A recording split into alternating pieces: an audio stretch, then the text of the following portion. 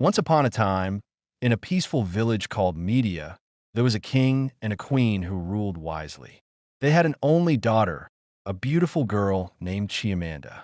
She was admired by many in the village for her looks, but she had a very bad character.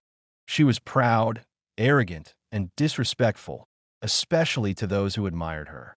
The villagers often whispered about her beauty, but no one was willing to marry her. Men feared her pride and arrogance, thinking who would want to spend their life with a woman who thought she was better than everyone else. The king and queen, though loving, knew they could not change their daughter's behavior. They gave her everything she wanted, but nothing seemed to humble her. One day, a young man named Obi arrived in the village. He was handsome, strong, and charming. Every woman in Media looked at him with admiration, but Obi paid no attention to them. His heart, for some reason, was set on the proud Princess Chiamanda. He didn't care about her bad attitude. He believed that he could change her if he truly loved her. When Obi first approached Chiamanda, she laughed at him. "Why would a man like you want to marry someone like me?" she mocked. "You must be foolish, wasting your time with a woman like me." Obi smiled, unfazed by her insults.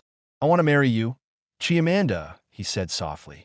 "I believe that beneath your pride, there's a beautiful heart. Let me love you, and maybe you will see it too." Chiamanda rolled her eyes. "Love? How could someone like you love someone like me? You're just another man who wants to admire my beauty."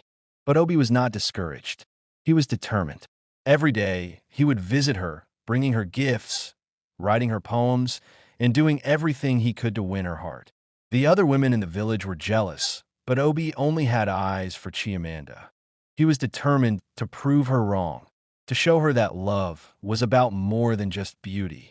Despite her insults and rejection, Obi did not give up. As days passed, Obi's affection for Chiamanda grew stronger. He continued to show her kindness, even when she was rude. Slowly, the villagers began to notice his efforts, and they began to wonder, could he truly change the proud princess? Chiamanda, on the other hand, started to notice something strange. No matter how much she insulted him, Obi never got angry. His determination confused her. She tried to ignore him at first, thinking he would eventually give up, but he didn't. One day, during a village celebration, Obi stood before Chiamanda and spoke from his heart. "Chiamanda, I know you think I'm foolish. I know you don't think anyone could love you for who you are. But I see past your pride and arrogance. I see a beautiful woman who is hiding behind her own walls. I want to marry you, not because of your beauty, but because I believe in you." For the first time, Chiamanda felt something stir in her heart, but she was too proud to admit it. She responded coldly, "I don't need your love. You're wasting your time." Obi, however, didn't stop. He continued to pursue her, and his persistence began to soften her heart. She found herself thinking about him more and more. But pride was still her master, and she was unwilling to admit she had feelings for him. One fateful evening, as Obi walked through the village square, he saw Chiamanda sitting alone. He walked up to her, kneeling before her. "Chiamanda, will you marry me?" he asked. "I will be with you forever, no matter what." Tears filled Chiamanda's eyes. She had never expected him to love her so deeply. But pride took over once more.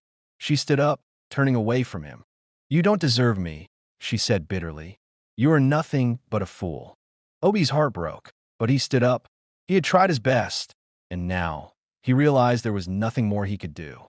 He walked away, his heart heavy with the knowledge that Chiamanda's pride had cost her something precious. Days passed, and Obi disappeared from the village. No one knew where he went, but Chiamanda felt an emptiness inside her. She no longer felt the satisfaction of having men admire her. For the first time, she realized how deeply she had hurt someone who had only shown her love. One evening, as Chiamanda walked alone through the village, she saw Obi in the distance. He was leaving. He had decided to leave Media forever. His face was sad, but there was no anger in his eyes. He simply looked tired. "Obi," she called out, her voice trembling. He stopped and turned around. "Chiamanda," he said softly, "I'm leaving. I've tried, but you will never be happy with someone like me. You need to learn that love is not about being admired. It's about being kind, about being humble. Until you learn that, you will never know true happiness. Kyamanda's heart sank. She had never understood his love until that moment. But it was too late. Obi was already walk to continue.